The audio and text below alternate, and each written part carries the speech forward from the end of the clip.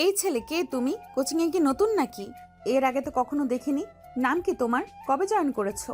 জি madam, আমি নতুন, আজকে ফার্স্ট আসলাম, তাই আগে কখনো দেখেননি। আমার নাম ইরফান, আমি আকবর আলী কলেজের স্টুডেন্ট। ও আচ্ছা, ভালো তো। ক্লাসে চুপচাপ থাকবে সব সময়, কোনো রকমের বেয়াদবি করবে না। আর আমি তো শুনেছি উল্লাপাড়া আকবর আলী কলেজ স্টুডেন্টরা অনেক শান্তশিষ্ট হয়। তুমিও তার ব্যতিক্রম হবে না আশা করতেছি। জি ম্যাডাম, অবশ্যই আমি এমনিতেই অনেক শান্তশিষ্ট, নিজের প্রশংসা নিজে করতেছি না, তবে আপনি ডে বাই ডে সেটা বুঝে যাবেন আশা করতেছি। যেহেতু তুমি আজকে নতুন আসছো, তাই তোমাকে আজকে আর কোনো পড়া ধরবো না। কিন্তু কালকে কিন্তু অবশ্যই তোমাকে পড়া দিতে হবে। আমি কিন্তু খুব স্ট্রিক্ট। কোচিংয়ের সবাই জানে আমি কত রাগী। আমার কথার বরখেলাপ করলে কিন্তু তোমার অবস্থা খারাপ হয়ে যাবে। So be careful. G madam, অবশ্যই।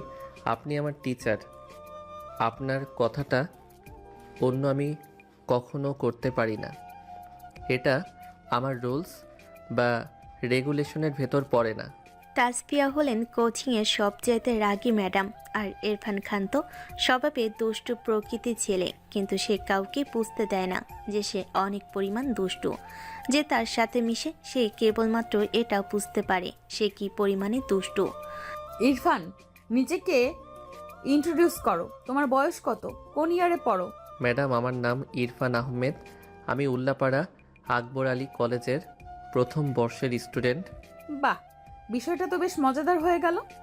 কেন ম্যাডাম হঠাৎ এ কথা বলতেছেন? কি এমন মজাদার বিষয় হলো বুঝতে তো পারলাম না। একটু খোলাসা করে বললে ভালো হতো, বুঝতে সুবিধা হতো আমাদের। না, তেমন কোনো বিষয় না। আসলে আমি মোল্লাপাড়া RS মহিলা কলেজের তৃতীয় বর্ষের স্টুডেন্ট। তোমার আমার বয়সের 3-4 বছরের গ্যাপ। আর এই জন্যই আর কি বিষয়টা মজাদার লাগতেছে আমার কাছে। কি বলেন ম্যাডাম, বিশ্বাস তো হচ্ছে না। আপনাকে তো দেখে মনে হয় না আপনি দ্বিতীয় বর্ষের ছাত্রী হয়ে এখনই কোচিং পড়ানো শুরু করেছেন। বিষয়টা তো অনেক ভালো, সাথে টাকাও উপার্জন হচ্ছে, সব দিক দিয়ে পারফেক্ট একটা ডিসিশন। আমার উদ্দেশ্য টাকা কামানো না। আমার বাড়িতে সব সময় একলা একলা থাকতে বোরিং ফিল হয়। তাই ভাবলাম যে কোচিংয়ের ছাত্রছাত্রী পড়ালে সবার সাথে মিশে থাকতে পারবো, মনটা ফ্রেশ থাকবে, তাই আর কি। আপনার বিষয়টি বেশ ইন্টারেস্টিং, শুনে অনেক ভালো লাগলো। আমি তো ভাবছিলাম আপনি হয়তো ডিগ্রি কমপ্লিট করে ফেলেছেন। আমি তো ভাবতেও পারিনি যে আপনি দ্বিতীয় বর্ষের ছাত্রী। যাক, শুনে অনেক ভালো লাগলো, আপনাকে অ্যাপ্রিসিয়েট করলাম। আর আপনাকে দেখে আমরা অনেক কিছু শিখতে পারবো, কিভাবে পড়াশোনা কলেজ সব কিছু শেষ করে আবার কোচিং করতে আসেন, এত প্রেশার কিভাবে সামলান। আপনি তো অনেক লক্ষ্মী একটা মেয়ে দেখতেছি। তাই নাকি? মনে হচ্ছে বেশি প্রশংসা করে ফেলতেছে আমার। আমি কিন্তু আসলে অতটাও ইন্টারেস্টিং মানুষ না। আমি অনেক বোরিং একটা মানুষ। আর তুমি আমাকে ইন্টারেস্টিং বলতেছো।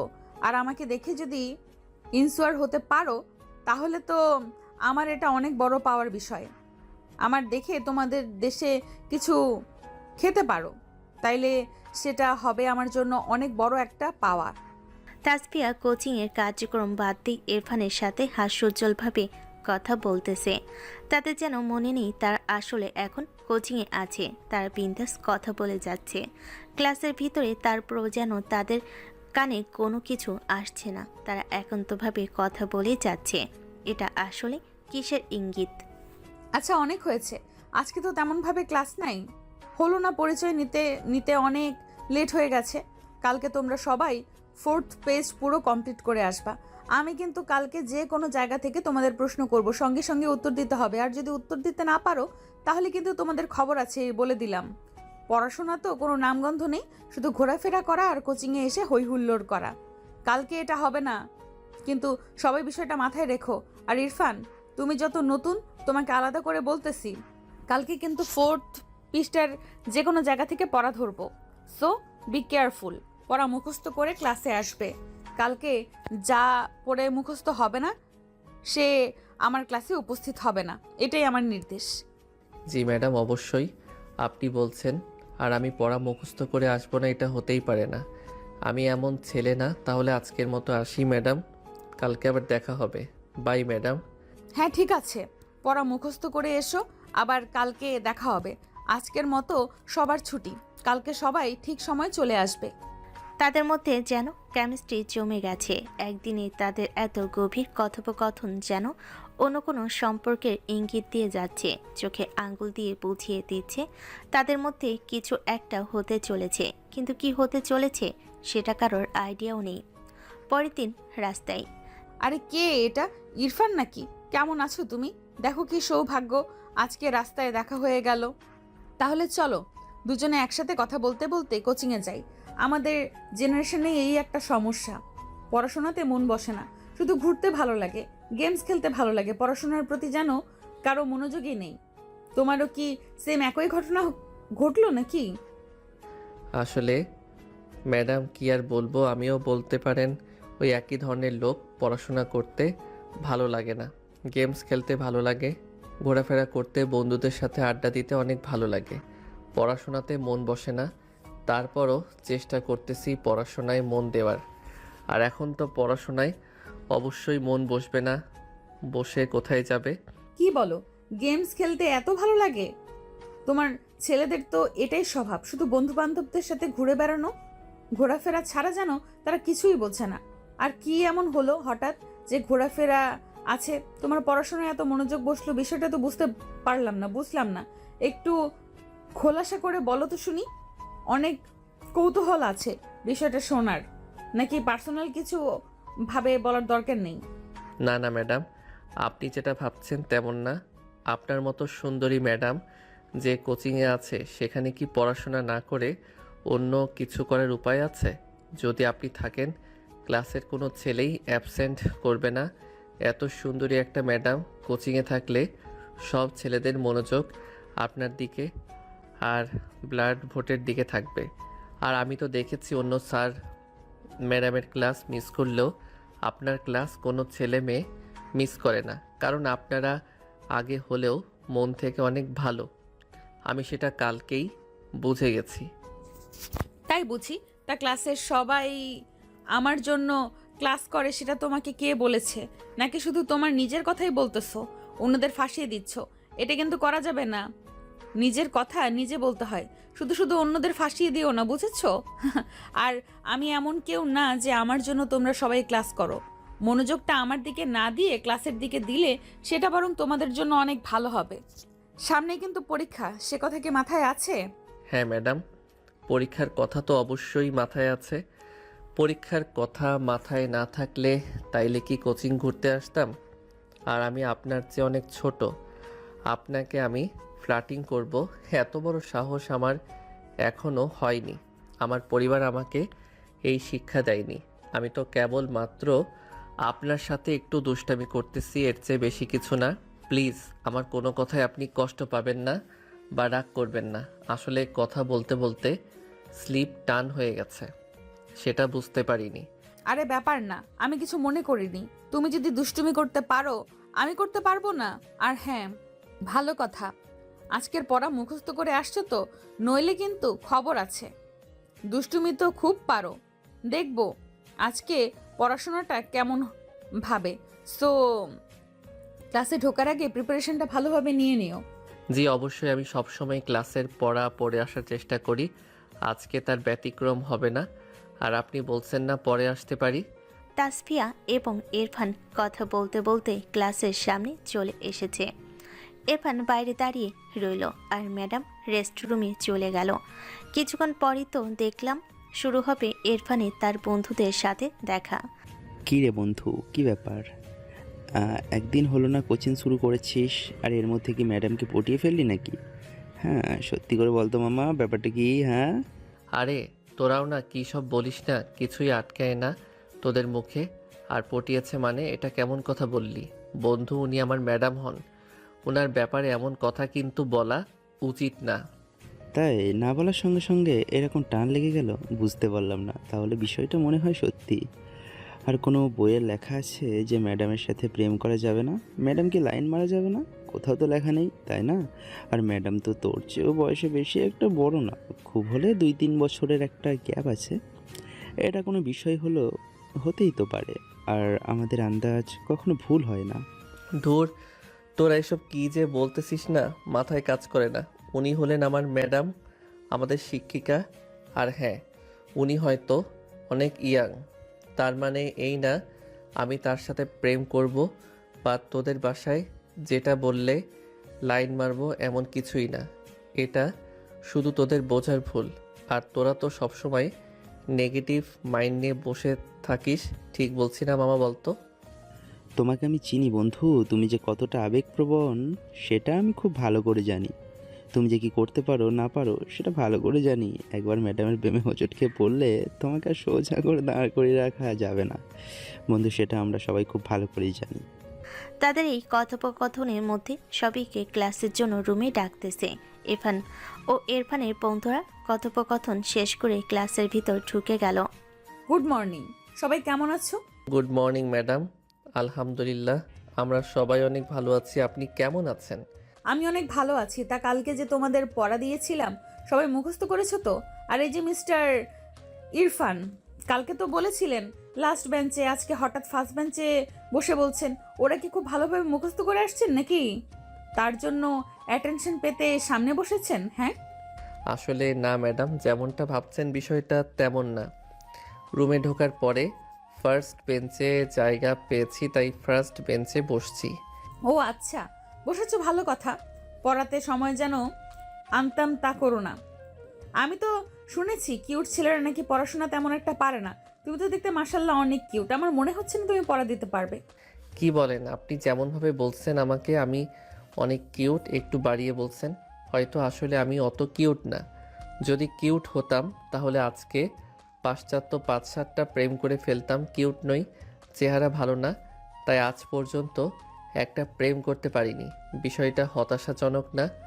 তার উপর আপনি আমাকে কিউট বলতেছেন। খুব হাসি পাচ্ছে আপনার কথাটা শুনে। ওরে বাপরে, প্রেম করার এত শখ তোমার? প্রেম কিন্তু মোটেও ভালো জিনিস না। আর তুমি কি জানো কিউট ছেলেদের দিয়ে কখনো প্রেম হয় না। তারা কখনো কোনো মেয়েকে প্রপোজ করতে পারে না। কিন্তু কিউট ছেলেদের মেয়ে নিজেরাই এসে প্রপোজ করে, তাদের অ্যাটেনশন নিতে চায়। তো তোমার ক্ষেত্রেও আমার মনে হচ্ছে সেটাই হতে পারে। আর আমার তো বিশ্বাসই হচ্ছে না যে তুমি এখনো সিঙ্গেল আছো। প্রেম করার শখ না থাকে বলুন? আমার ছিল, বাট সাহস হয় না একটা মেয়েকে প্রপোজ করার। অত বড় কলিজা এখনও আমার হয়ে ওঠেনি। আমাদেরও কেউ কখনো প্রপোজও করেনি, প্রেমের একটা লেটার দেয়নি। প্রেমের আশা বাদ দিয়ে দিছি। এসব আমার দ্বারা হবে না। আমার চেহারা অতটা ভালো না যে আমাকে কোনো মেয়ে সে প্রপোজ করবে। আর সিঙ্গেল নাকি মিঙ্গেল এটা বিশ্বাস করাতে এখন আমার কি করতে হবে বলুন? কপালের সাথে লেখা থাকলে অবশ্য ভালো হতো, কিন্তু আসল সত্যিটা হলো আমি একটা পিওর সিঙ্গেল ছেলে। তাসফিয়া ইরফানের সাথে এমন খুনসুটি অন্য কিছুর ইঙ্গিত দিচ্ছে। ক্লাসের সবার সাথে হাস্যোজ্জ্বলভাবে কথা বলতেছে তাসফিয়া ম্যাডাম। এর আগে কখনো এমন হাস্যোজ্জ্বল ভাবে তাসফিয়াকে দেখেনি কেউ। তাদের কথোপকথনের মধ্য দিয়ে ক্লাসের শেষ সময় হয়ে এলো। ইরফান, আমার জন্য একটু বাইরে ওয়েট করো, আমি আসতেছি। ৫-১০ মিনিট লাগবে। তুমি বাইরে গিয়ে দাঁড়াও, আমি দ্রুত আসতেছি। একসাথে যাব, কিছু কথা আছে তোমার সাথে। ঠিক আছে ম্যাডাম, আপনি আসেন, আমি বাইরে দাঁড়িয়ে আছি। সমস্যা নেই, আপনার কাজ আপনি সেরে আসেন। কী ব্যাপার বন্ধু, আমি বলেছিলাম না যে তোমার সাথে তাসফিয়া ম্যাডামের কিছু একটা চলছে? বিশ্বাস হলো তো? এখন তা না হলে আমাদের কখনো কাউকে এমনভাবে বললো না, আর তোমাকে আজকে দাঁড়াতে বললো, একসাথে যাওয়ার কথা বললো। এটা তো মাম্মা একটা সম্পর্কের ইঙ্গিত দিচ্ছে। সেটা হলো প্রেম, আমার প্রেম। তোরা পারিস মুখে যা আসে তাই বলে যাস। আমার সাথে অন্য কোনো কথা থাকতে পারে নাকি? পড়াশোনার বিষয় হোক বা আদার্স কোনো বিষয়। কিন্তু তোরা যেটা ভাবছিস সেটা কিন্তু কখনোই সম্ভব না। সেটা তো নিজেও ভালো করে জানিস। আমাদের মধ্যে প্রেম কখনোই সম্ভব না, কারণ সে আমার অনেক সিনিয়র একজন মানুষ। বুঝি বুঝি বন্ধু, আমরা সবই বুঝি। আমি প্রথমে বলছিলাম না যে তোর সাথে তাসিয়া ম্যাডামের কিছু একটা হয়ে যাবে, তবে বলতে না বলতে আজকে তোকে একসাথে যাওয়ার জন্য বললো। সামনে আরও বড় কিছু হবে বন্ধু, আমার কথাটা মিলিয়ে নিস। ইরফানও মনে মনে ভাবতে লাগলো যে আসলে কি এমন কিছু হতে পারে, আবার হচ্ছে না। এমনটা কখনোই সম্ভব না, কারণ সে একজন সিনিয়র মানুষ। সে হয়তো আমাকে পড়াশোনার বিষয়ে কিছু কথা বলবে। ইরফান, যার তো এখনো দাঁড়িয়ে আছো? আমি তো ভাবলাম তুমি চলেই গেছো। 10 মিনিটের কথা বলে 20 মিনিট হয়ে গেল। আমি তো ভাবছি তুমি চলে গেছো। যাক, তুমি যে এখনো আছো অনেক ভালো লাগলো। তোমার সাথে কিছু গুরুত্বপূর্ণ কথা আছে। চলো যেতে যেতে কথাগুলো বলি। ম্যাডাম, কি এমন কথা আছে আমার সাথে? বিষয়টা আমি বুঝতে পারতেছি না। আমি কি কোনো বেয়াদবি বা ভুল করে ফেলছি আপনার সাথে? একটু যদি খোলাসা করে বলতেন তাহলে মন থেকে সংসারটা নেমে যেত। অনেক ভয় ভয় লাগতেছে আমার। না জানি কিছু ভুল হয়ে গেছে নাকি আমার দ্বারা। আরে না, তেমন কিছুই না। তুমি যেটা ভাবছো তেমন কিছুই হয়নি। আসলে তোমার সাথে কিছু গুরুত্বপূর্ণ কথা আছে তো। আসলে আমি বলতে চাচ্ছিলাম, কিছুদিন পর তো সব কলেজ থেকেই ছুটি হয়ে যাবে এবং 10-12 দিনের মতো ছুটি থাকবে। তো এই সুযোগে তুমি কোথাও একটা ঘুরে আসা যাক। ঘুরে আসলে মন মানসিকতাটা সব ঠিক হয়ে যায়। সব সময় তো পড়াশোনা করলে হয় না, একটু রিফ্রেশমেন্টের দরকার আছে। তাই বলছিলাম আমরা সবাই মিলে ঘুরে আসি। ঘুরে আসলে মনটা ভালো হয়ে যাবে। কি বলেন ম্যাডাম? কোথায় ঘুরতে যাবেন? কে কে যাবে আমাদের সাথে? কোচিংয়ে সবাই যাবে নাকি? না না, কোচিংয়ের সবাই যাবে কেন? কোচিংয়ের সবাই গেলে তো একটু অবস্থা পড়ে যাবে। সবার সাথে যাওয়া যাবে না। আমরাই পার্সোনালি কয়েকজন গিয়ে ঘুরে আসি। আমরা মানে আমাদের সাথে আর কে কে যাবে? যেহেতু কোচিংয়ের কেউ যাচ্ছে না, তো আর তো কাউকে দেখতে পারতেছি না একসাথে ঘুরতে যাওয়ার। আপনার কাছের কেউ যাবে নাকি? আপনার সাথে মতো তেমন কেউ নেই যে ওর থেকে নিয়ে যাব। আমার কোনো গার্লফ্রেন্ড নাই। আরে না, আমার আবার কাছের কে থাকবে বলো? আমার কখনো প্রেম হয়নি, আর হবে বলেও মনে হয় না। বলতে চাচ্ছি যে আমি, তুমি আর তোমার একজন বেস্ট ফ্রেন্ড, আমার একটা বান্ধবী আছে। আমরা 4জন মিলে চলো ঘুরে আসি। অনেক মজা হবে, আনন্দ হবে, মন মানসিকতা একটু রিফ্রেশমেন্ট হবে। তাই বলতেছি চলো ঘুরে আসি। অবশ্য তোমাকে জোর করতেছি না। যদি তুমি যাও তাহলে চলো আমরা ঘুরে আসি সবাই মিলে। আর যদি ঘুরতে না যেতে চাও তাহলে কোনো সমস্যা নেই। আমি তো একা একা যাব না, তাই তোমাকে বললাম। আচ্ছা ঠিক আছে ম্যাডাম, আপনি যখন বললেন আমি বিষয়টা ভেবে দেখতেছি। বাড়িতে আব্বুকে বলতে হবে, আম্মুকে বলতে হবে, আর বেস্ট ফ্রেন্ডের কথা বললেন, আমার বন্ধুর সাথে কথা বলতে হবে। বলে দেখিও কি বলে। যদি সব ঠিকঠাক থাকে তাহলে ইনশাল্লাহ যাব আমি। আমার কোনো সমস্যা নাই।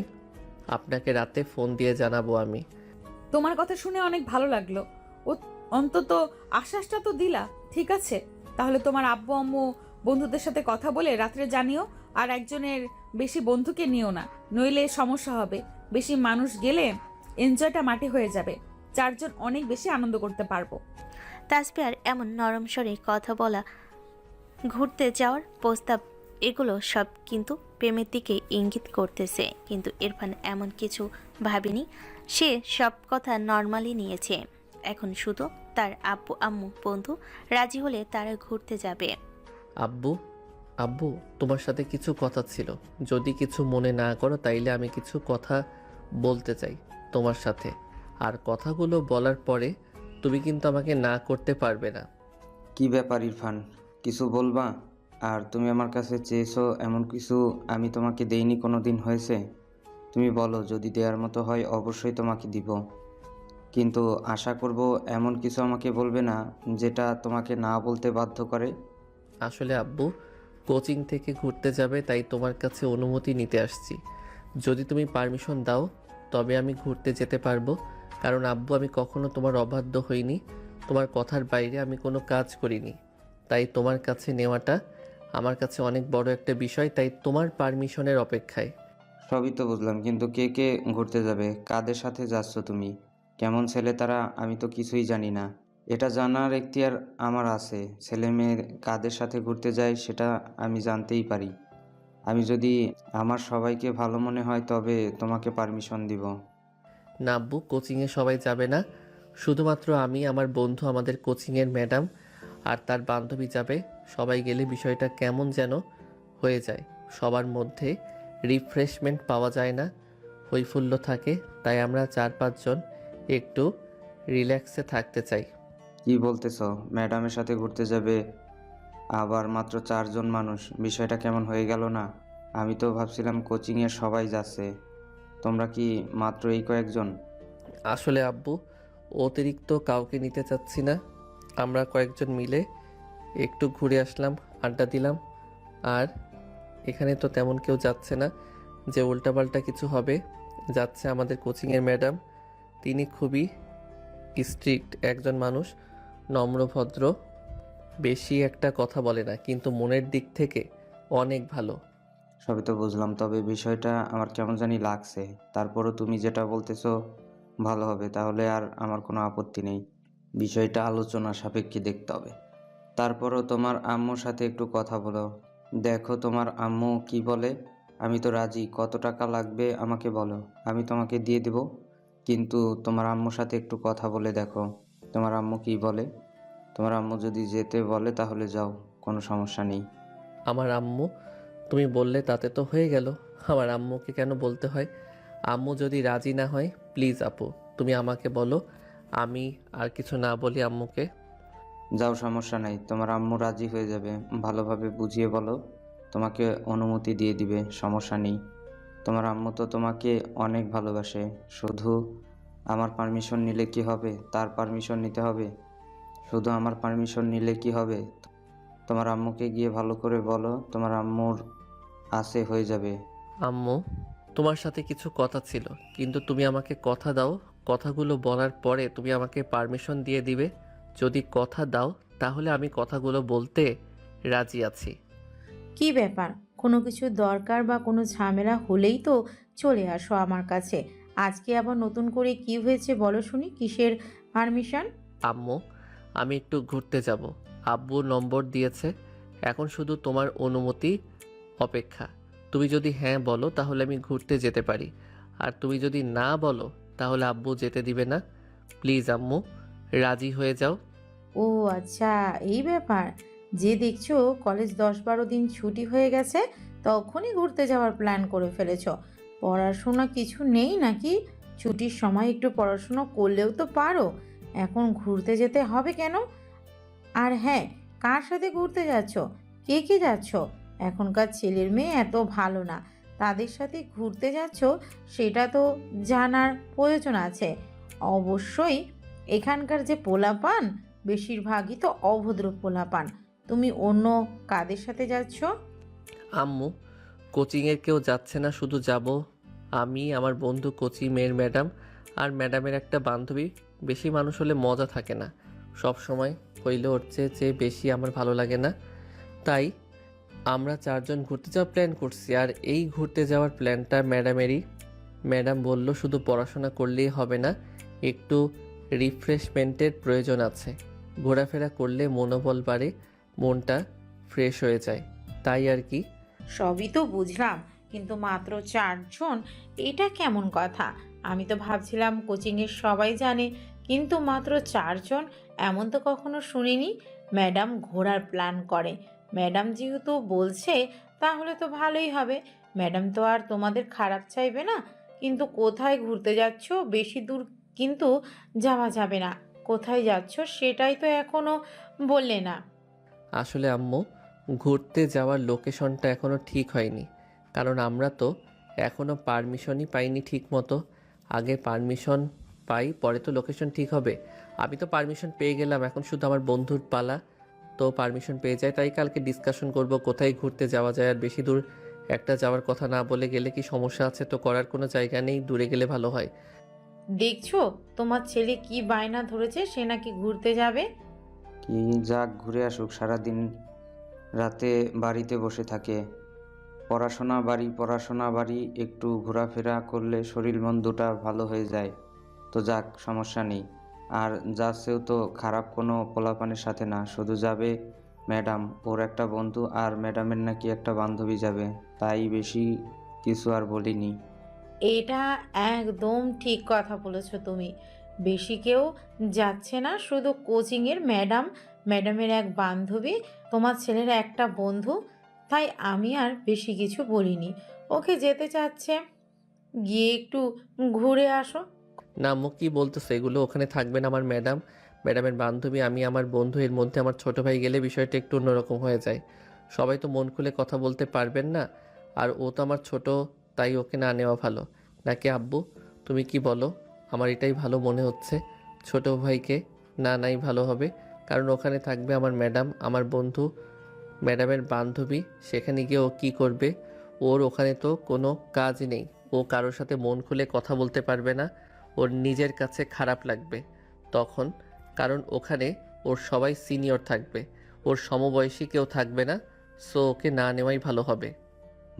ইরফান ঠিক বলেছে। সাজিদ হচ্ছে ছোট, ও ওদের মধ্যে গিয়ে কি করবে? বাসায় থাক, ওখানে গিয়ে সবাই বড়, ওখানে গিয়ে ঠিকমতো মঙ্গল কথাও বলতে পারবে না, তখন ওরা আরও অনেক খারাপ লাগবে, তাই না যাওয়াই ভালো। ইরফান একাই গিয়ে ঘুরে আসুক আর সাজিদ বাড়িতে থাকুক। তোমাদের অনেক অনেক ধন্যবাদ আম্মু আব্বু আমাকে ঘুরতে যাওয়ার পারমিশন দেওয়ার জন্য। আমি অনেক এক্সাইটেড ঘুরতে যাওয়ার জন্য। অনেক দিন হলো দূরে কোথাও ঘুরতে যাই না। অনেক ভালো লাগছে তোমাদের, অনেক অনেক ধন্যবাদ। ইরফান প্রচণ্ড পরিমাণে হ্যাপি আজকে, কারণ সে ঘুরতে যাওয়ার অনুমতি পেয়ে গেছে। এখন শুধু পোহর গোনার অপেক্ষা, আর 2-1 দিন পরই তারা ঘুরতে যাবে। এখন শুধু তার বন্ধু রাজি হলে তাদের শুরু হবে কোথায় যাবে, কোথায় থাকবে। হ্যালো বন্ধু, কই আছিস এখন তুই? তোর সাথে কিছু কথা ছিল। বন্ধু বল, আমি এখন বাড়িতে ঘরের ভিতর শুয়ে আছি। কি বলবি বল, ফ্রি আছি, সমস্যা নেই। আমরা তো ঘুরতে যাওয়ার প্ল্যান করছি, তবে কিন্তু বন্ধু যেতে হবে না, না করিস না প্লিজ বন্ধু। কি বলিস, হঠাৎ ঘুরতে যাবি কোথায়? ঘুরতে যাবে আর কে কে যাচ্ছে? সকালে কোচিং থেকে আসলাম তখন তো কিছু বললি না, এখন হঠাৎ ফোন দিয়ে বলছিস কখন করলে প্লেয়ার, কিছু তো জানতেই পারলাম না। আসলে বন্ধু প্ল্যানটা আসলে আমার না, প্ল্যানটা করছে ম্যাডাম। ম্যাডাম বলল যে 10 বার কিন্তু ছুটি আছে, তো চলো দূরে কোথাও ঘুরে আসি। অনেক দিন হলো কোথাও ঘুরতে চাই না, গেলে অনেক ভালো লাগে, মন মেজাজ ফ্রেশ হয়ে আসবে। আর সত্যি তো অনেক দিন ধরে ঘুরতে চাই না, চলো না বন্ধু ঘুরে আসি।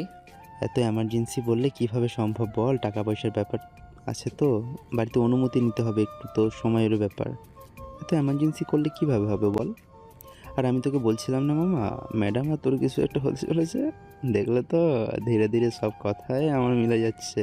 আজকে ঘুরতে যাওয়ার কথা বলেছে, আর কাউকে কিন্তু বলেনি, শুধুমাত্র তোকেই বলেছে। কেন বলেছে তুই সেটা কি বুঝতে পারছিস না? সামনে আরও বড় কিছু হবে মামা, অপেক্ষায় থাক। আমার কথা সব অক্ষরে অক্ষরে মেলে দেখে নিস, তুই আমার কথা কখনো মিথ্যে হয় না। কী সব বলেছে বন্ধু, সেসব পরে দেখা যাবে, এখন তুই বল ঘুরতে যাবে কি না। আর তুই না করলেও কিন্তু তোকে আমি জোর করে নিয়ে যাব আমার তরফ থেকে। আমি আর তুই যাব, আর ম্যাডামের বান্ধবী যাবে, 4 জনের বেশি যাবে না। আর কোচিংয়ের কাউকেই নেওয়া যাবে না, গেলে হই হুল্লোড় হবে, আর আমার বেশি চেঁচামেচির ভিতর থাকতে মন চায় না।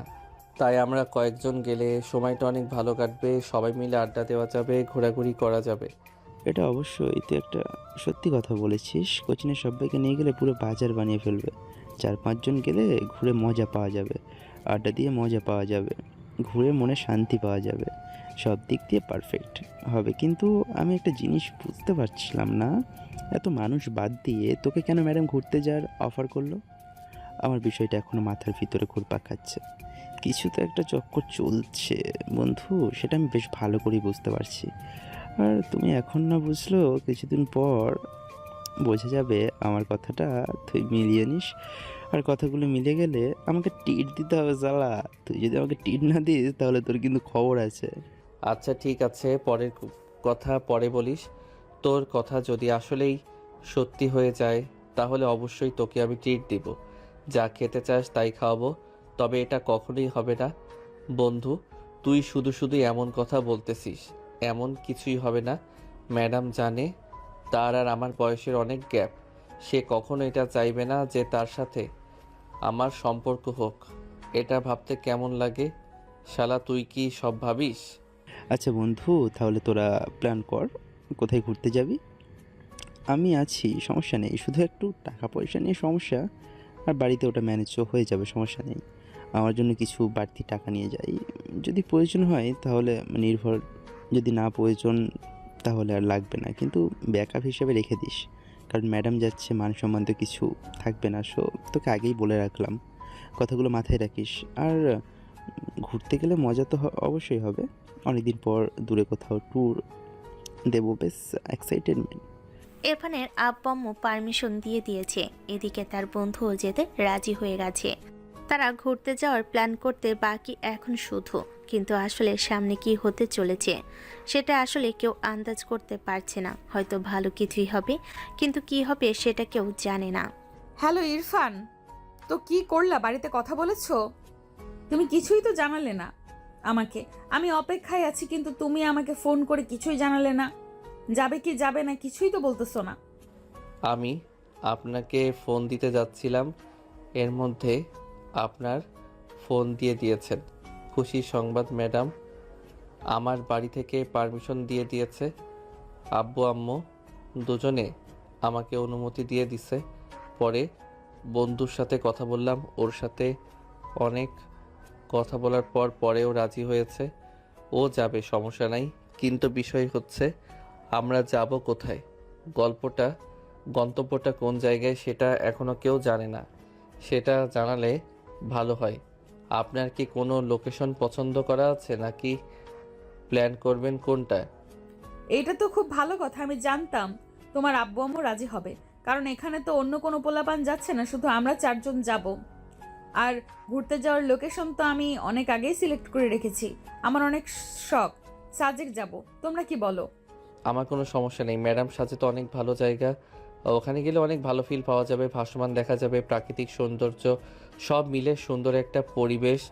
ওখানে শান্ত শিষ্ট জায়গা, সব মিলিয়ে খুব সুন্দর সময় কাটবে। তুমি একদম ঠিক কথাই বলেছো। এই জন্যই তো আমি সাজেক সিলেক্ট করেছি, কারণ অনেক দিন যাবত আমার সাজেকে যাওয়ার ইচ্ছা, কিন্তু হাতে যাওয়ার মতো কেউ নেই, তাই এতদিন যেতে পারিনি। কিন্তু এবার স্বপ্নটা পূরণ হতে চলেছে, অনেক ভালো লাগতেছে। অবশ্যই মনে হচ্ছে স্বপ্নটা পূরণ হবে। আর আমার বান্ধবীকে আমি বলেছি ও যাবে, সমস্যা নেই, ওর কলেজ ছুটি। তাহলে কিন্তু আমরা কাল দিন পর রওনা হব। আমার আর বেশি দিন সহ্য করে থাকা সম্ভব না। যেহেতু তোমার আব্বু আম্মু আছে, তোমার বন্ধু রাজি, এদিকে আমার বান্ধবী যাবে, তাহলে তো আর কোনো সমস্যাই রইল না। সবাই রাজি, এখন শুধু যাওয়ার পালা সাজেকে। Sajek, I am coming. Madam, কথাটা একদম আমি সঠিক বলেছেন। জায়গাটা অনেক ভালো লাগে। আর আমার বন্ধু শুনে খুশি হয়েছে, ওর নাকি সাজেক যাওয়ার অনেক ইচ্ছা। এর আগে কখনো সময় সুযোগ কোনোটাই হয়ে ওঠেনি, এখন যখন দুটোই হয়ে গেছে আর বাধা কোথায়। Let's go Sajek. মজা হবে, আনন্দ হবে, প্রকৃতির সাথে কথা বলা হবে, সব একসাথে, ফুল প্যাকেজ।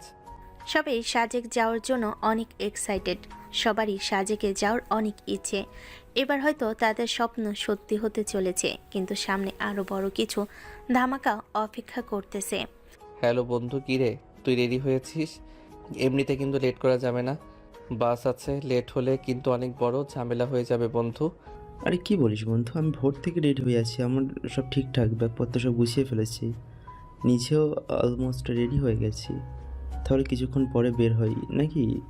ও দেখি ম্যাডামের বান্ধবী সবাইকে রেডি আছে, তোদের সাথে কথা বল, দেখো ওরা কি বলে। আর আমার মাকে নিয়ে কোনো চিন্তা করিস না। হ্যালো ম্যাডাম, আমরা তো রেডি। আপনাদের কি খবর?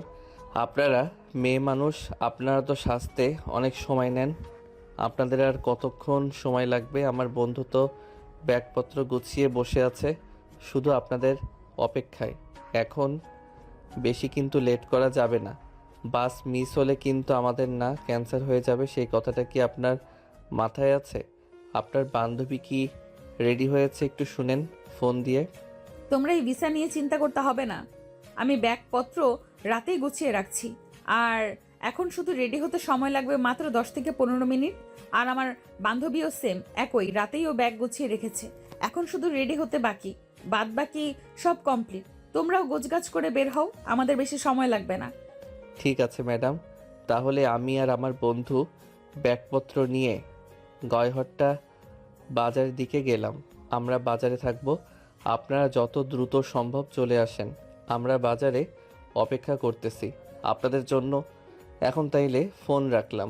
ঠিক আছে, তোমরা বাজারে গিয়ে অপেক্ষা করো, আমরা আসতেছি কিছুক্ষণের মধ্যেই। আমাদের সময় লাগবে না, ঠিক আছে? তোমরা এগোও তাহলে, আমরা আসতেছি। এখন শুধু তাদের সময়ের অপেক্ষা। অধিক আগ্রহের অবসান ঘটতে যাচ্ছে। এখন তারা উল্লাপাড়া বাস স্ট্যান্ডে গিয়ে বাস ধরবে। ওখান থেকে সরাসরি সাজেক। মেঘের রাজ্যে নামে পরিচিত সাজেকে যাওয়ার মজাই আলাদা। এইদিকে তাসফিয়া এবং তাসফিয়ার বান্ধবী রেডি হয়ে বাজারে চলে আসছে। এখন তারা উল্লাপাড়ার দিকে রওনা হবে। ইরফান, জায়গাটা অনেক সুন্দর না?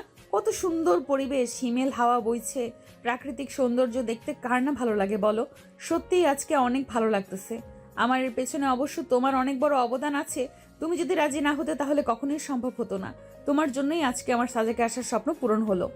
আরে কিছু বলেন না, আপনি আমার আগে সিনিয়র মানুষ, তার উপর আবার ম্যাডাম। আপনি একটা আবদার করছেন, আমি সেটা কখনো হতে পারে? আর আমারও তো সাজেকে আসার অনেক ইচ্ছা ছিল। আপনার ওসিলাতে আমার স্বপ্ন পূরণ হয়ে গেল। দেখুন না জায়গাটা কত সুন্দর, মনে হচ্ছে সারা জীবন এখানে থেকে যাই। কিন্তু কি করার, যেতে তো আমাদের হবেই। কিন্তু এই প্রকৃতির মাঝে থেকে যেতে মন চাচ্ছে না, মনে হচ্ছে প্রকৃতির মাঝে হারিয়ে যাই। এখানে আসার পেছনে অনেক বড় একটা মিথ্যা লুকিয়ে আছে, যে মিথ্যেটা সত্য করার জন্য আজকে আমাদের এখানে আসা। আমি এখন তোমাকে এমন একটা কথা বলতে যাচ্ছি, সেটা শুনে তুমি হয়তো বেশ অবাক হবে, হয়তো আমার উপরে অনেক রাগও করবে, কিন্তু এটা বলার জন্যই আমি অনেক অপেক্ষা করেছি। আর না, আজকে আমাকে সেই কথাটা বলতেই হবে। কি বলেন, আপনার কথাগুলো তো আমার মাথার উপর দিয়ে যাচ্ছে। আপনি কি বলতেছেন আমি তো ঠিক কিছুই বুঝতে পারতেছি না। কি এমন সত্যি কথা যেটা বলার জন্য আপনি আমাদের সবাইকে সাজেকে নিয়ে আসলেন? আপনার কথা কিন্তু আমার মাথার উপর দিয়ে যাচ্ছে। প্লিজ একটু ভালো করে বলুন, আমার তো টেনশন আরও বেড়ে যাচ্ছে। ইরফান, আসলে আমি বলতে চাচ্ছিলাম যে আমি তোমাকে যেদিন কোচিংয়ে প্রথম দেখেছিলাম, সেদিন তোমাকে প্রথম দেখাতে আমি তোমাকে ভালোবেসে ফেলেছি, কিন্তু কখনো সাহস হয়নি তোমাকে বলার। কিন্তু আজকে এটাই সুযোগ, এইরকম সুযোগ আর কখনো পাবো না। আমি তোমার বউ হতে চাই, তোমার কাছ থেকে ভালোবাসা চাই, তোমার মনের ভেতর থাকতে চাই। I love you. প্লিজ আমার ভালোবাসা তুমি ফিরিয়ে দিও না। কথাগুলো শুনে যেন ইরফানের মাথায় সাজেকের সেই সুন্দর মনোরম প্রাকৃতিক পরিবেশের মধ্যে তার মাথার উপর আকাশ ভেঙে পড়ার মতো অবস্থা। কি থেকে কি হয়ে গেল সেটা কখনো কল্পনাও করতে পারে নাই যে এমন কিছু হতে পারে। সেই সময় তার বন্ধুর কথা তার খুব মনে পড়ছিল। তার বন্ধু তাকে বলেছিল ম্যাডাম নাকি তাকে লাইক করে। আজকে কথাটা সত্য হয়ে গেল, কিন্তু ইরফান এখনও বুঝতে পারতেছে না এটা কি করে হলো। আমাকে ম্যাডাম কি করে বলতে পারলো? কি বলতেছেন এগুলো ম্যাডাম? আপনার মাথা কি ঠিক আছে? আপনি হুঁশে আছেন তো? আপনি কি আদৌ বুঝতে পারতেছেন আপনি কি কথা বলতেছেন আমাকে? এটা কিভাবে সম্ভব বলেন? আপনি আবার একজন সিনিয়র মানুষ, তারপরও আপনি আমার ম্যাডাম হন। আপনি এ কথা কি করে বলতে পারেন? আমার তো মাথায় কাজ করতেছে না। দেখো ইরফান, আমি যা বলতেছি সব ভেবেই বলতেছি। আমি আন্দাজে কোনো কথা তোমাকে বলিনি। তোমাকে আমার অনেক ভালো লাগে, আমার এত ভালো লাগে, কখনো কাউকে লাগেনি এর আগে। কিন্তু তোমাকে প্রথম দেখাতেই আমি তোমার প্রেমে পড়ে যাই, কিন্তু কখনো বলার সাহস হয়ে ওঠেনি। আমি মনে মনে ভেবেছিলাম যে এইভাবে সম্ভব না, আমাদের দূরে কোথাও যেতে হবে, সেটাই হবে আমাদের জন্য পারফেক্ট জায়গা। সেখানে আমি তোমাকে প্রপোজ করব। আজকে আমার সেই দিন, তুমি আমাকে ফিরিয়ে দিও না। না না ম্যাডাম, এটা সম্ভব না। আমি কখনো এটা পারবো না। প্লিজ আপনি বোঝার চেষ্টা করুন। আপনি যে সম্পর্কের কথা বলতেছেন, এই সম্পর্ক কেউ কখনো মেনে নেবে না। আমার আব্বু আম্মু যদি জানতে পারে যে আমাদের মধ্যে এমন কিছু চলতেছে, তাহলে আমাকে একদম মেরে ফেলবে। ভাবছিলাম সাজেক এসে অনেক আড্ডা দিব, প্রকৃতির মাঝে হারিয়ে যাব, খাওয়া দাওয়া করব। কিন্তু আপনি এমন একটা কথা বলেন যেটা শুনে আমার সব আনন্দ খুশি কোথায় যেন হারিয়ে গেল। এটা কখনো সম্ভব না। আপনি একটু বোঝার চেষ্টা করুন, সমাজ পরিবার কেউ আমাদের এই সম্পর্ক মেনে নেবে না। প্লিজ। দেখো ইরফান, সমাজের দোহাই দিও না। সমাজ শুধু সমালোচনাই করতে পারে, সমাজ কি আমাকে বা তোমাকে খাওয়াতে পারবে সেটা কিন্তু মনে করবে না। আর বাকি রইল তোমার আব্বু আম্মু, আমি বোঝাবো তাদের, আমার পরিবার বোঝাবে তাদের, তারা বুঝে যাবে। শুধু তুমি রাজি হয়ে যাও, প্লিজ তুমি রাজি হও। সবাইকে রাজি করানোর দায়িত্ব আমার। তোমাকে আমি অনেক ভালোবাসি, আমি কখনো কাউকে আগে ভালোবাসিনি, কাউকে আমার এমন ভালোই লাগেনি। কিন্তু কেন জানি না তোমাকে প্রথম দেখাতেই আমার অনেক ভালো লেগে গেছে। তোমাকে যেন আমি ভুলতে পারতেছি না। উঠতে বসতে শুইতে সব সময় যেন তোমার কথাই মাথায় আসে। তোমাকে ছাড়া কিছুই বুঝতে পারছি না। দেখুন ম্যাডাম, আমার বাবা মাকে সম্পর্ক মেনে নেবে না, আর আপনি বলতেছেন সমাজের কথা। সমাজ আমাদের খাওয়াতে পড়াতে না পারলেও একটা জিনিস খুব ভালো পারে, সেটা হলো সমালোচনা করতে। আর প্রতিদিন যদি আমার আব্বু আম্মুর সমালোচনা শুনে তাইলে তাদের কি পরিমাণ কষ্ট হবে আপনি একটু ভাবতে পারতেছেন? একটু ভেবে দেখুন তো তাদের উপর দিয়ে কি ঝড় বইবে। দেখো ইরফান, হয়তো কিছুদিন একটু প্রবলেম হবে, কিন্তু ধীরে ধীরে সব ঠিক হয়ে যাবে। কারণ সমাজ একটা ঘটনা বেশি দিন মনে রাখে না। কিছুদিন হয়তো এগুলো সমালোচনা হবে, কিন্তু ধীরে ধীরে সব ঠিক হয়ে যাবে। কিন্তু আমি যে তোমাকে ভালোবাসি, তুমি আমাকে ছেড়ে চলে যাও, তাহলে আমি সেটা কখনোই ভুলতে পারবো না। কারণ তোমাকে ভোলা আমার পক্ষে সম্ভব না। আমি তোমাকে এতটা পরিমাণে ভালোবেসে ফেলেছি, আগে আমার এত ভালো কাউকে লাগেনি। তোমাকে প্রথম দেখাতেই আমি নিজের থেকেও বেশি ভালোবেসে ফেলেছি। তোমাকে জানি না কেন এত ভালোবাসি। তোমাকে যদি বলতে বলো কি দেখেছেন আমার মধ্যে, আমি সেটা বলতে পারবো না। শুধু একটা কথাই বলতে পারবো, তোমাকে আমি অনেক ভালোবাসি। আচ্ছা ম্যাডাম, অনেক কথা হয়েছে, এখন রুমে গিয়ে একটু রেস্ট নেন। কিছুক্ষণ পর এই বিষয়ে কথা হবে। এখন একটু খারাপ লাগতেছে, মাথা কাজ করতেছে না, একটু রেস্ট নেই। রুমে গিয়ে বসে থাকি, তারপরে সব বিষয়ে আমার কথা হবে। আমি একটু ভেবে দেখি। ইরফান বুঝতে পারছে না হঠাৎ করে তার ম্যাডামের মনে তার প্রতি এত ভালোবাসা কোথা থেকে জন্মালো। সে একটু আন্দাজ করতে পারেনি যে ম্যাডাম এমন কিছু করবে, কারণ সে কখনো এভাবে ভেবে দেখেনি। সে শুধু ভাবছে এখন কি হবে। ম্যাডামের কথায় রাজি না হলে, ম্যাডাম উল্টাপাল্টা যদি কিছু করে ফেলে, আবার ম্যাডামের সাথে সম্পর্ক জড়িয়ে পড়লে, যদি তার আব্বু আম্মু তাকে বাড়ি থেকে বের করে দেয়, তাহলে কি হবে তখন? সে কথাগুলো ভাবতে ভাবতে রুমের মধ্যে গিয়ে শুয়ে পড়ল। কিরে বন্ধু, এভাবে হঠাৎ এসে শুয়ে পড়লি? তোখানে দেখলাম ম্যাডামের সাথে দাঁড়িয়ে কথা বলছিস। কি কথা হলো তোদের? আর মামা, জামাটা কিন্তু অনেক সুন্দর, খুব ভালো লাগছে। অনেকদিন পর এমন একটা জায়গা আসলাম, সাজেকের আসার অনেক ইচ্ছে ছিল। চলো বাইরে দিয়ে ঘুরে আসি। না বন্ধু, তুই যা, আমার অনেক খারাপ লাগতেছে, একটু শুয়ে থাকি।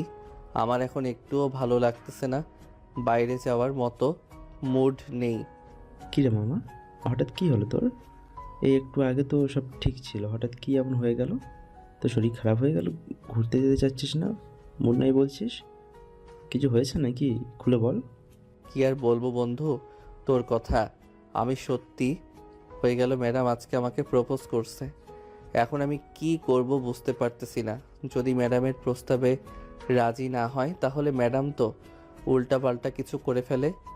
আবার তার প্রস্তাবে রাজি হয়ে গেলে আব্বু আম্মু যদি আমাদের বাড়ি থেকে বের করে দেয়, আমাকে ছেলে হিসাবে যদি মেনে নেয়, তাহলে কি হবে? আমার বল, মাথা কাজ করতেছে না। আমি জানতাম বন্ধু, আমি তোকে বলছিলাম না তুমি এরকম কিছু একটা হবে।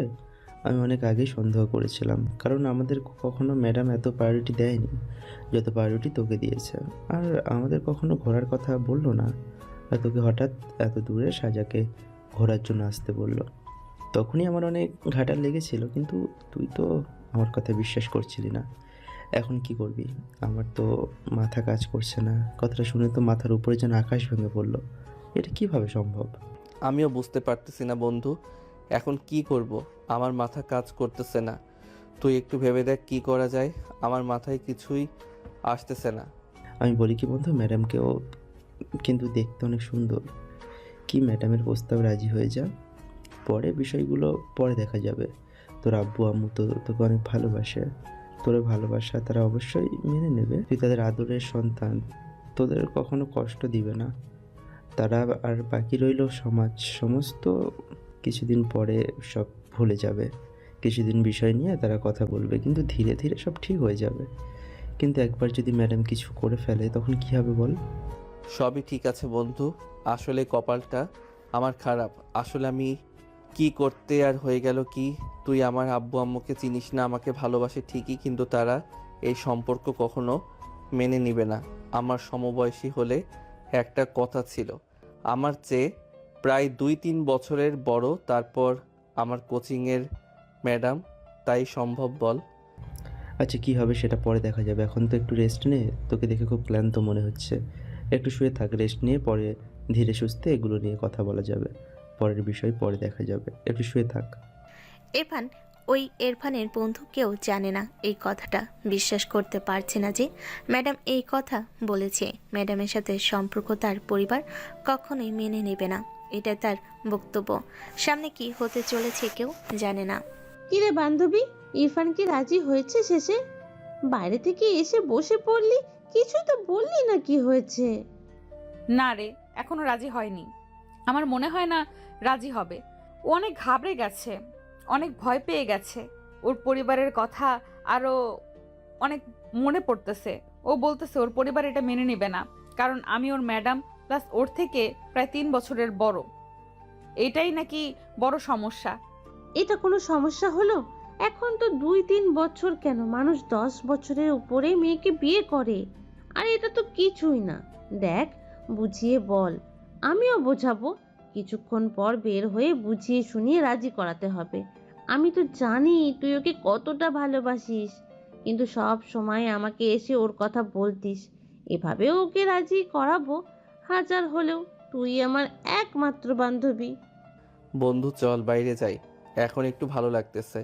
বিয়েতে একটু ম্যাডামকে বোঝাবে এই সম্পর্ক কেউ মেনে নেবে না। আমাকে ভুলে যেতে বল, আমি তোর যোগ্য না। আর আমি তো চাকরি বাকরি কিছুই করি না, আমি বেকার।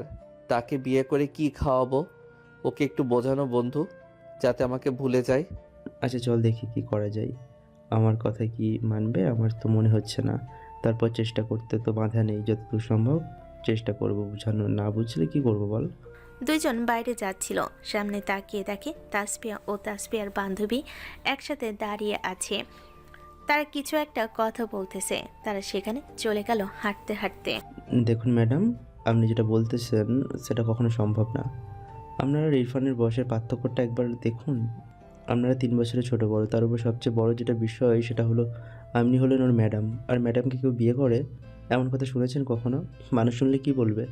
সবাই শুধু সিচি করবে। তখন ইরফানের আব্বু আম্মার মান সম্মান কোথায় গিয়ে দাঁড়াবে? আপনি একটু বোঝার চেষ্টা করুন। দেখো, এটা কোনো বিষয় না। মানুষ কিছুদিন মনে রাখবে, তারপরে ধীরে ধীরে সবাই সবকিছু ভুলে যাবে।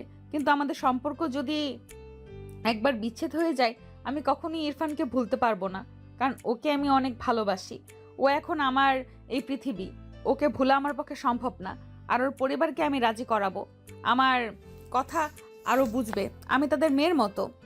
আপনি একটু বোঝার চেষ্টা করুন ম্যাডাম, আমার চেয়ে অনেক ভালো ছেলে আপনি পাবেন। আর আমার মধ্যে এমন কি আছে? আমি না করি কোনো চাকরি বাকরি, আমি একটা বেকার ছেলে। আপনি আমার প্রেমে পাগল হলে তো চলবে না। খাওয়াবো কি করে? দেখো, এসব বাহানা দিয়ে কোনো লাভ আছে? আমি ইনকাম করি, আমার ইনকামে সংসার চলবে।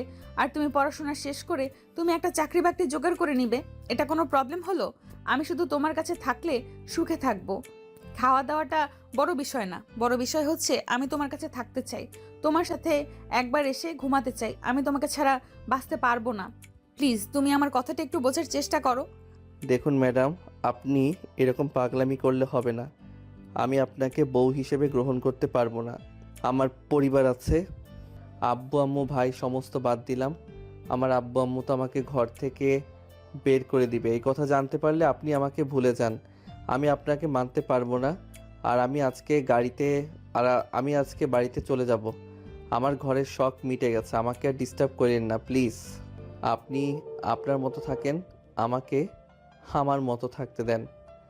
ইরফানের এরকম উচ্চস্বরে গরম গলায় কথা বলাটা যেন তাসফিয়া কেমন যেন হয়ে গেল। হঠাৎ তাসফিয়া মাথা ঘুরে পড়ে যায়।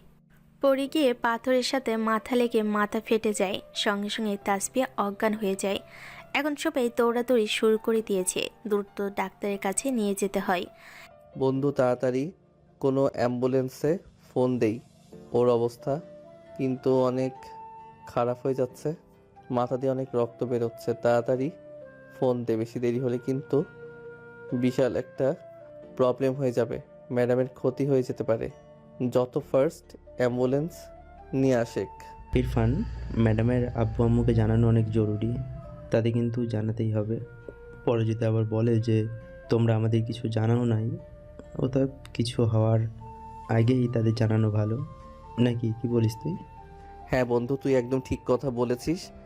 ম্যাডামের আব্বু আম্মুকে ফোন করে বিষয়টা জানাতে হবে। তা না হলে পরে যদি আবার কোনো সমস্যা হয়ে যায়, সেখানে আমাদের অনেক বড় প্রবলেম হয়ে যাবে। হ্যাঁ ঠিক বলেছিস তুই, তাদের ফোন কর। ফোন করে বল যে আমরা ওকে নিচে করে ঢাকায় নিয়ে যাচ্ছি। ঢাকা মেডিকেলে ভর্তি করতে হবে ওকে। যত দ্রুত সম্ভব তাদের চলে আসতে বল। হ্যালো আঙ্কেল, আসসালামু আলাইকুম। আমি তাসফিয়া ম্যাডামের স্টুডেন্ট। আমরা একসাথে ঘুরতে আসলাম। ম্যাডাম হঠাৎ মাথা ঘুরে পড়ে যাওয়াতে পাথরের সাথে মাথা লেগে ম্যাডামের মাথা ফেটে যায়। এতে অনেক রক্ত পড়তেছে। আমরা এখন তাকে ঢাকা মেডিকেলে নিয়ে যাচ্ছি। আপনারা যত দ্রুত সম্ভব ঢাকা মেডিকেলে চলে আসবেন। আপনিও তাড়াতাড়ি চলে আসেন। আর এখনই এর চেয়ে বেশি কথা বলার পরিস্থিতি এখনও নেই। আপনারা আসেন, তারপরে কথা হবে। আসসালামু আলাইকুম। ইরফান অনেক ভয় পেয়েছে। সে মনে মনে ভাবতেছে, কেন যেন রাজি হলাম না। যদি রাজি হতাম তাহলে এখন এমন কিছুই হতো না। ম্যাডাম মাথা ঘুরে পড়ে যেত না, আর না তার মাথা ফেটে যেত। এখন কি হবে? সবাইকে কি জবাব দেবে? এখন এদিকে তাসফিয়ার জ্ঞান ফিরছে না। তার মেডিকেলের কাছাকাছি চলে এসেছে। ডাক্তার সাহেব, আপনি তাড়াতাড়ি আমাদের ম্যাডামকে একটু দেখুন। ম্যাডাম মাথা ঘুরে পড়ে যাওয়ায় পাথরের উপর মাথা লেগে মাথা ফেটে রক্ত পড়তেছে। আপনি একটু তাড়াতাড়ি চেক করুন প্লিজ। টাকা পয়সা নিয়ে আপনি ভাববেন না। সবই তো বুঝতে পেরেছি। দেখে তো মনে হচ্ছে অবস্থা খারাপ। তোমাদের আগেও কোনো মেডিকেলে ভর্তি করা উচিত। ছেলের এত দূরে নিয়ে আসার কারণে রক্ত বেশি পড়ে গেছে। এখন দেখা যাক, আমাদের ফুল প্রচেষ্টা থাকবে। আপনারা বাইরে অপেক্ষা করুন। আমাকে কে ফোন দিয়েছিল? তুমি? কি হয়েছে তাসফিয়া? বলতেছিল কেন, কি হয়েছে? আসলে ম্যাডাম কথা বলতে হঠাৎ মাথা ঘুরে পড়ে যাওয়ায় পাথরের সাথে মাথা লেগে মাথা ফেটে যায়। এতে রক্ত বের হয়। সঙ্গে সঙ্গে ম্যাডাম অজ্ঞান হয়ে যান। আমরা দ্রুত আর মনে নিয়ে তাকে ঢাকায় নিয়ে আসি। এখন তাকে ডাক্তার চিকিৎসা করতেছেন। আমাদের বাইরে অপেক্ষা করতে বলছে। এত কিছু হয়ে গেল আর আমাকে বললে না? একটা বড় তোমাকে তো তখন থেকেই বললাম যে কি হয়েছে কি হয়েছে, তুমি তো কিছুই বললে না। তুমি শুধু বললে আপনি তাড়াতাড়ি ঢাকা মেডিকেলে আসেন। আসলে আন্টি, তখন বলার মতো কোনো পরিস্থিতি ছিল না, কারণ তখন ম্যাডামের অবস্থা অনেক খারাপ ছিল। এর মধ্যে মাথা কাজ করতেছিল না। কি করব না তাই সব কথা বলতে পারিনি। আপনি তো বুঝতেই পারতেছেন আমাদের সিচুয়েশনটা। দেখুন, আপনারা বেশি চিন্তা করবেন না। রোগী এখন আগের থেকে অনেকটা সুস্থ আছে। তার মাথা যেখানে ফেটে গেছিল সেখানে আমরা সেলাই করে দিয়েছি। এখন আগের থেকে অনেক বেটার ফিল করতেছে। আপনারা এখন তার সাথে দেখা করতে পারবেন না। আপনাদের 1 ঘন্টা অপেক্ষা করতে হবে। তার জ্ঞান ফিরলে আপনারা তার সাথে দেখা করিয়েন, সমস্যা নেই। এখন সে অনেক সুস্থ আছে। ইরফান এবং ইরফানের বন্ধু তাসফিয়ার বান্ধবী, তারা সবাই একটা কথায় লুকাচ্ছিল যে আসলে তাসফিয়া কেন মাথা ঘুরে পড়ে গেছিল। বিষয়টা এখনও জানাজানি না হলেও বাড়ি যাওয়ার পরে বিষয়টি জানাজানি হবে। কিরে মা, কি এমন হয়েছিল তোর যে মাথা ঘুরে পড়ে গেলি, তাও আবার পাথরের উপর? তুই তো আগে কখনো এমন মাথা ঘুরে পড়ে যাসনি। হঠাৎ কি হলো তোর, মাথা ঘুরে পড়ে গেলি? শরীর কি খুব দুর্বল হয়েছে? সেজন্য তোকে বললাম যে দূরে কোথাও ঘুরতে যাস না। তুই তো আমার কথা শুনলি না। একটুর জন্য বড় কোনো অঘটন ঘটেনি। আম্মু, আমি বুঝতে পারিনি হঠাৎ কিভাবে এমন মাথা ঘুরে পড়ে গেল, কিন্তু আগের চেয়ে অনেক ভালো লাগতেছে। আমি পড়ে যাওয়ার সাথে সাথে যেন আমি জ্ঞান হারিয়ে ফেলি। জ্ঞান ফেরার পর আমি দেখি আমি হসপিটালে। ইরফান বন্ধ। আমার বান্ধবী না থাকলে হয়তো আমার বড় কোনো অঘটন ঘটে যেত। ওরা পাশে ছিল বলেই এখন আমি সুস্থ আছি। বন্ধু, কি করব? আমি কি ভিতরে যাব নাকি যাব না বলতো? কি করব আমি তো বুঝতে পারতেছি না। যদি ম্যাডামের আম্মু সব জায়গায় যায় তাইলে তো এখানে তুল বেঁচে যাবে। আপাতত থাক, পরিস্থিতি একটু ঠান্ডা হোক। আর ম্যাডামের আম্মু যখন বাইরে আসে তারপরেই তো ভিতরে যাস। এখন যাওয়াটা ঠিক হবে না। এখন গেলে যদি সব কিছু তাসফিয়া ম্যাডাম বলে দেয় তখন ঝামেলা হয়ে যাবে সব। তার চেয়ে বরং ম্যাডামের আম্মু বের হলে তারপর ভিতরে যাস। ইরফান ও ইরফানের বন্ধু অনেক চিন্তায় পড়ে গেল। কি হবে এখন যদি তাসফিয়া ম্যাডাম সব বলে দেয়? তাহলে তো ঝামেলা আরও বেড়ে যাবে। আর যদি ইরফানের আব্বু আম্মু শুনতে পারে ঘটনা, তাহলে তো ইরফানের খবর আছে। কতগুলো ভাবতে ভাবতে তাসফিয়ার আম্মু বাইরে বেরিয়ে আসলো। পরে যাও তোমরা ভেতরে যাও, তোমাদের ডাকতেছে। আমি একটু ডাক্তারের সাথে কথা বলে আসি। তোমরা গিয়ে কথা বলো, তোমাদের দেখলে অনেক ভালো লাগবে। প্রথম থেকে শুধু তোমাদের কথা বলতেছি, গিয়ে তোমরা দেখা করে যাও। যাক বন্ধু, ম্যাডাম হয়তো কিছু বলেনি, ভুলে কখনো কি অবস্থা হয়ে গেছে। চলে এখন গিয়ে দেখি ম্যাডামের কি অবস্থা। ম্যাডামের আম্মু বলল আমাদের নাকি খুঁজতেছে। হ্যাঁ বন্ধু, তুই একদম ঠিক কথা বলেছিস, চল গিয়ে দেখে আসি কি অবস্থা। আমি তো অনেক ভয় পেয়ে গেছিলাম। যাক আলহামদুলিল্লাহ, এখন যে সুস্থ আছে সেটা শুনে অনেক ভালো লাগছে। ম্যাডাম এখন কেমন আছেন? শরীর এখন আগের চেয়ে ভালো লাগতেছে কি? তখন কি এমন হলো আপনার? আমি তো বুঝতেই পারলাম না, হঠাৎ অজ্ঞান হয়ে পড়ে গেলেন। পড়ে যাওয়ার সাথে সাথে আপনার মাথা ফেটে রক্ত বের হতে লাগবে। আমরা তো অনেক ভয় পেয়ে গেছিলাম। দ্রুত আপনাকে হসপিটালটি নিয়ে আসি। আমাকে নিয়ে এত চিন্তা করে কি লাভ তোমার? আমি বাঁচলেই বাকি, মরলেই বাকি। আমি মরে গেলেই তো তুমি খুশি হও, তোমার পথের কাঁটা সরে যায়। আমাকে তো তুমি চাও না। তো আমি সুস্থ থাকলেই তোমার কি, আর না থাকলেই তোমার কি? খুশি হওয়ার তো কোনো কারণ আমি দেখতে পাচ্ছি না। তোমার তো মন খারাপ হওয়ার কথা। দ্রুত আপনাকে হসপিটালে নিয়ে আসি। ম্যাডাম, আপনি এগুলো কী সব কথা বলতেছেন? আপনি মরে গেলে আমি খুশি হব, এটা আপনি ভাবলেন কি করে? আমি আপনাকে শুধু প্রেমের প্রস্তাব মানা করে দিয়েছি, তাই বলে এই নয় যে আপনাকে আমি পছন্দ করি না। অবশ্যই আপনাকে আমি ম্যাডাম হিসেবে অনেক পছন্দ করি, কিন্তু প্রেমিকা হিসেবে নয়। আর আপনি এটা কেমন কথা বললেন? আপনি মরে গেলে আমি খুশি হব? কথাটা শুনে অনেক খারাপ লাগলো ম্যাডাম। এতই যদি দুঃখ পেতে, তাহলে আমার দুঃখকে তুমি দুঃখ পেতে, আমাকে বোঝার চেষ্টা করতে। আমি যে তোমাকে ভালোবাসি সেটা কখনো ফিরিয়ে দিতে না। তুমি আমাকে ভালোবাসো না, আমাকে পছন্দ করো না, সেজন্যই তো আমার প্রস্তাবকে ফিরিয়ে দিয়েছো। আর এবার হয়তো বেঁচে গেছি, কিন্তু এর পরের বার হয়তো আর বেঁচে থাকবো না। কারণ এবার তো একটা অ্যাক্সিডেন্ট ঘটে গেছে। এরপরে আমি নিজেই নিজেকে শেষ করে দিব, কারণ যাকে আমি চাই তাকে পেলাম না। এই পৃথিবীতে থেকে আমার আর কোনো লাভ নেই। আমার মরে যাওয়াই ভালো। তোমাকে ভালোবাসি, তোমাকে যদি না পাই তাহলে আমি আর অন্য কাউকে পেতে চাই না। তাই নিজেকে নিজেই মেরে ফেলাই উত্তম। ম্যাডাম, এবার কিন্তু আমি খুব কষ্ট পাচ্ছি আপনার কথা শুনে। আপনি কথাগুলো কেমন করে বলতে পারতেছেন আমার জন্য? যদি আপনি আত্মহত্যা করেন সেটার জন্য দায়ী থাকবো আমি, আর আমি কখনো সেটা চাইবো না।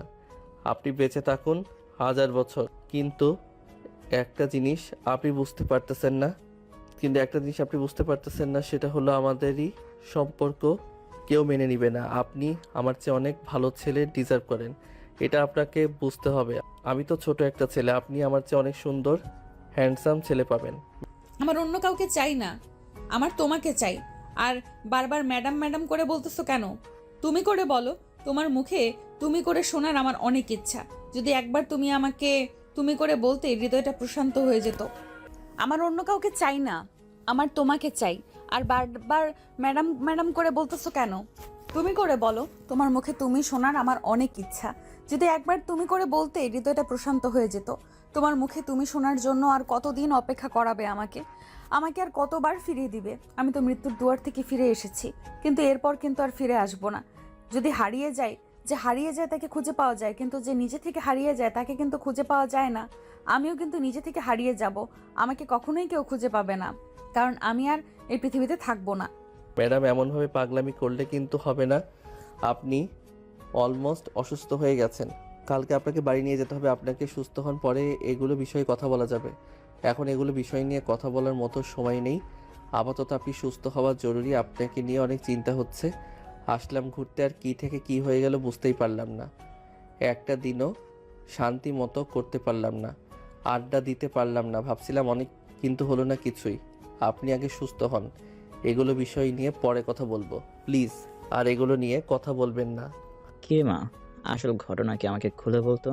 তুই কখনো এমন মাথা ঘুরে পড়ে যাসনি, ঘটনা আমাকে বল। তুই কিন্তু সত্যি কথাটা গোপন করতেছিস, কি হয়েছে সেটা ভালো করে খুলে বল। আমি কিন্তু ভালোই বুঝতে পারতেছি তুই মিথ্যে কথা বলতেছিস, সত্যিটা খুলে বল। আসলে আব্বু, আমি তোমাদের একটা কথা বলতে চাই। আম্মু, তোমাকেও বলতে চাই। আমি ইরফানকে খুব ভালোবেসে ফেলেছি। ওকে আমি কখনোই ভুলতে পারবো না, আর পারতেছি না। সেদিন যখন এই কথাটা বললাম, আমার মুখে না বলল যে পরিবার মেনে নেবে না, সমাজ মেনে নেবে না, আমাকে মুখের উপরে না বলে দিল।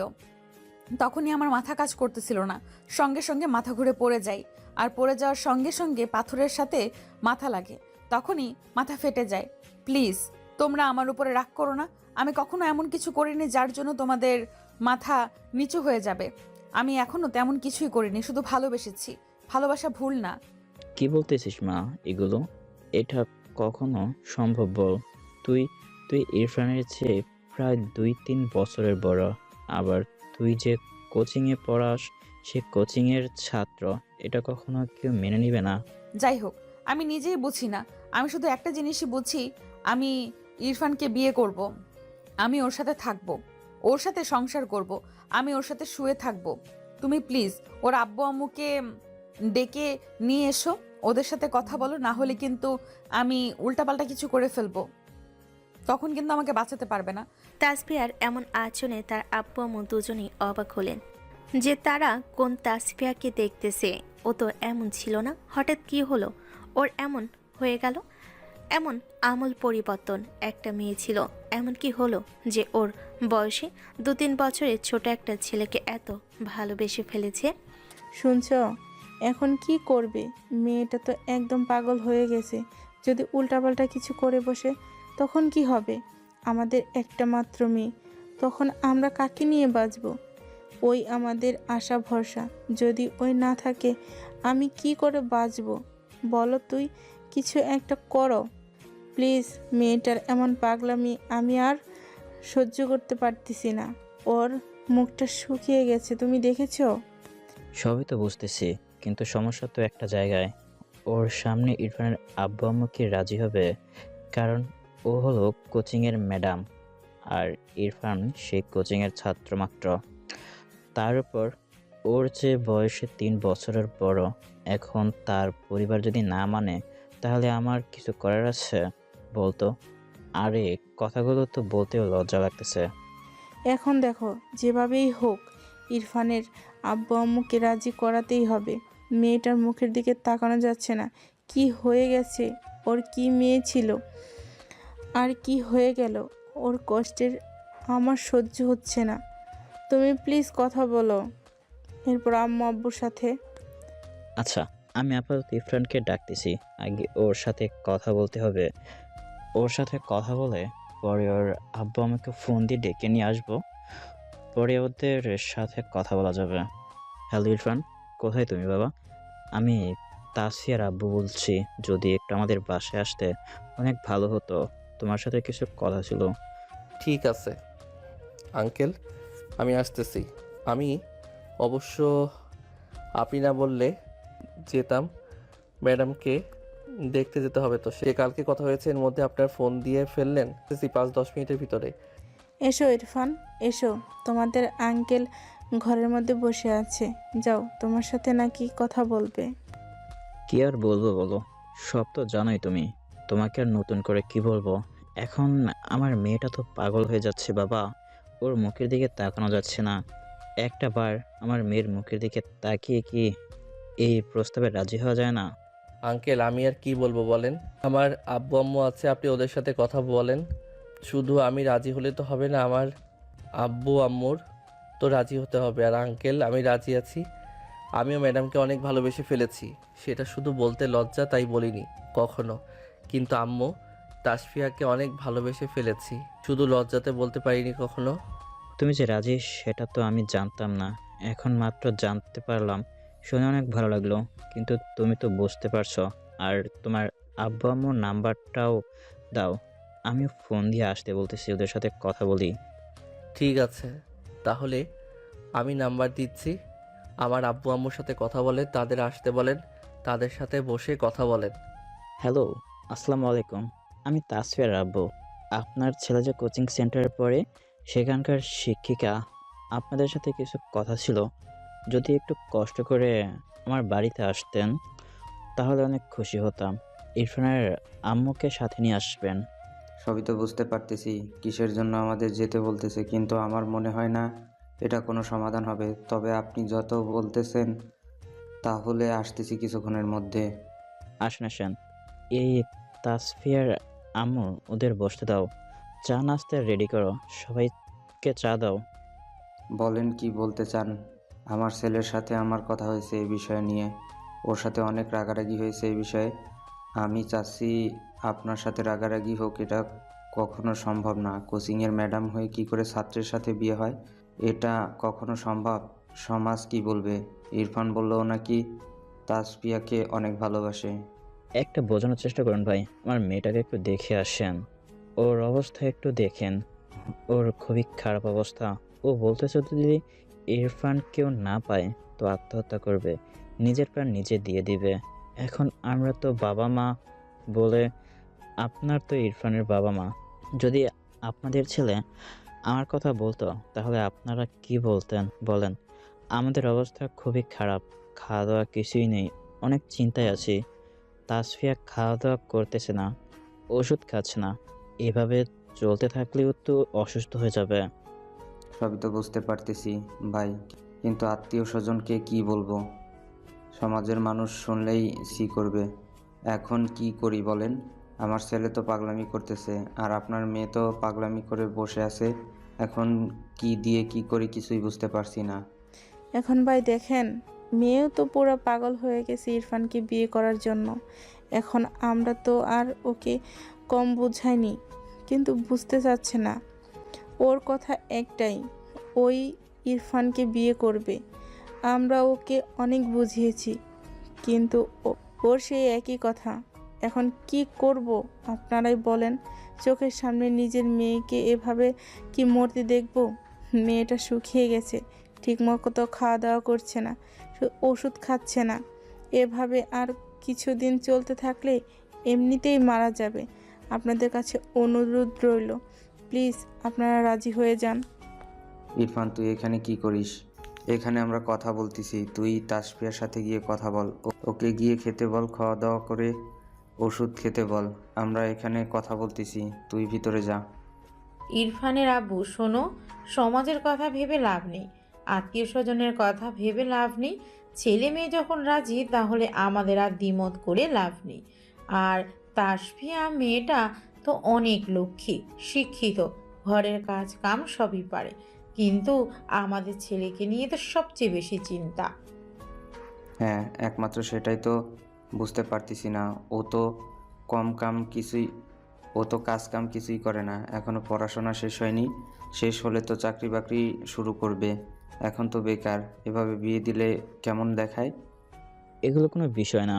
তাসফিয়া তো কোচিং ছাত্র পড়ায়, ও তো অনেক টাকা বেতন পায়, ওর টাকা দিয়ে চলে যাবে। আর তাছাড়া আর ও তো 1-1.5 বছরের মতো বাকি আছে ইরফানের পড়াশোনা, তারপরে কিছু না কিছু হয়ে যাবে। এগুলো নিয়ে এখন তো এত চিন্তা করে লাভ নেই। কি বলতেছেন ভাই? এগুলো আমার ঘরের বউ হয়ে যাবে, বাইরে গিয়ে কাজকর্ম করবে? এটা কখনো সম্ভব না। আমার কোনো কিছুর অভাব নেই। আমার যত বড় বিজনেস আছে, আমার ছেলে পড়াশোনা শেষ করে সেই বিজনেস সামলাবে। ওর কোনো চাকরি বাকরি করতে হবে না। আমি শুধু ওকে ভয় দেখাতে চাকরি বাকরি করতে হবে, যাতে বাস্তবতা বুঝতে পারে। কিন্তু আমি কখনো চাকরি করাতাম না, কারণ আমার নিজের বিজনেস হবে। এগুলো দেখাশোনা করলে অনেক। আর আপনার মেয়েকে নিয়ে কি আমরা বাইরে চাকরি করাবো? আমাদের বংশের এরকম হয় না। তাহলে তো হয়েই গেল। আর আমার মেয়ে তাসফিয়া আর ইরফানকে আমি পুরো সাজিয়ে দেব, যা যা প্রয়োজন আমি সব দেব। তাহলে বিয়ের ডেটটা আগে এখনই করবেন নাকি কিছুদিন পরে আসবেন? সব কিছু যখন ঠিকঠাক হয়ে গেল, তাহলে বিয়ের ডেট ঠিক করে ফেলি। দেরি করে আর লাভ নেই। সামনে সোমবারের দিনটা ভালো হবে। এখন ওদের ছুটি চলতেছে, এখন ভালো সময় সামনে। সোমবার ওদের বিয়ের ডেটটা ঠিক করে ফেলি। আজকে তো রবিবার, মাঝখানে আর 1 সপ্তাহ সময় পাওয়া যাবে। দেরি করে লাভ নেই, ধুমধাম করে বিয়ে দেব। কেউ ভাবতে পারেনি যে এত সহজে তাদের বিয়ে পাকাপোক্তভাবে হয়ে যাবে। ইরফান তাসফিয়া কেউ আশা করেনি তাদের পরিবার এত সহজে তাদের সম্পর্ক মেনে নিবে। সবাই তো বেশ অবাক। সবশেষে তাসফিয়াও খুশি, ইরফানও খুশি, সঙ্গে দুই পরিবারও খুশি। দেখলে তো, আমার জন্যই আমাদের বিয়ে ঠিক হলো। যদি আমি রাতে আব্বুর সাথে কথা না বলতাম, আব্বুকে রিকোয়েস্ট না করতাম, তাহলে কখনোই আব্বু রাজি হতো না। তবে যাই করো, আমার চেয়ে বেশি করনি। আমি অনেক কষ্ট সয়েছি তোমাকে পাবার জন্য। সবচেয়ে বেশি কষ্ট হয়েছে আমার তবে যতই কষ্ট করি সব কষ্ট এখন সার্থক মনে হচ্ছে। তোমাকে আমি পেয়ে গেলাম, এর চেয়ে বড় খুশি আমার কাছে আর কিছুই নেই। পৃথিবীর বুকে সবচেয়ে খুশি মানুষ এখন আমি।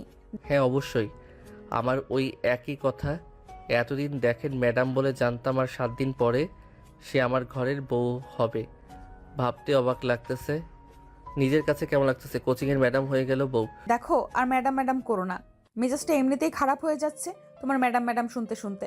আমাকে এখন শুধু জান, সোনা, ময়না এগুলো বলে ডাকবা। তোমার কাছ থেকে এর চেয়ে বেশি আমি আর কিছুই আশা করি না। শুধু আমাকে সারা জীবন আগলে রেখো, ভালোবেসে পাশে থেকো, কখনোই আমাকে ছেড়ে যেও না। অসম্ভব, তোমার হাত যখন ধরেছি এই হাত আর কখনোই ছাড়তেছে না। তোমার হাত ছাড়বো মরণের পরে, এর আগে নয়। তোমাকে সারা জীবন ভালোবেসে আমার এই বুকে জড়িয়ে রাখতে চাই। আমি অনেক সুখী একজন মানুষ, অনেক লাকি একজন মানুষ যে তোমার মতো একটা মেয়েকে আমার জীবন সঙ্গী হিসেবে পেলাম। এই কথা বলেই দুজন দুজনকে জড়িয়ে ধরে একে অপরকে চুমু খেতে লাগলো। তাদের দুজনের এই আলিঙ্গন, ভালোবাসা, তাদের এই সম্পর্ক যেন নতুন একটা ঠিকানা পেল। ভালোবাসা তো এমনই হওয়া উচিত, একে অপরের পাশে থাকা, প্রতি বিশ্বাস, ভালোবাসা। সম্পর্ক তো শুধু শরীরের নয়, আত্মার হতে হয়। হৃদয়ে ভালোবাসা থাকলে সেই ভালোবাসা কখনো নষ্ট হয় না। পৃথিবীর সকল ভালোবাসাই পূর্ণতা পাক, কারো ভালোবাসা অপূর্ণতা ছোঁয় না। থাকুক ভালোবাসা, মানেই তো একে অপরের প্রতি শ্রদ্ধা, বিশ্বাস, মনের মিলন। সব মিলিয়ে তো ভালোবাসা। ভালোবাসার মানুষ কেউ কাউকে কখনো না ছেড়ে যায়। সকল ভালোবাসার মানুষ সুখী।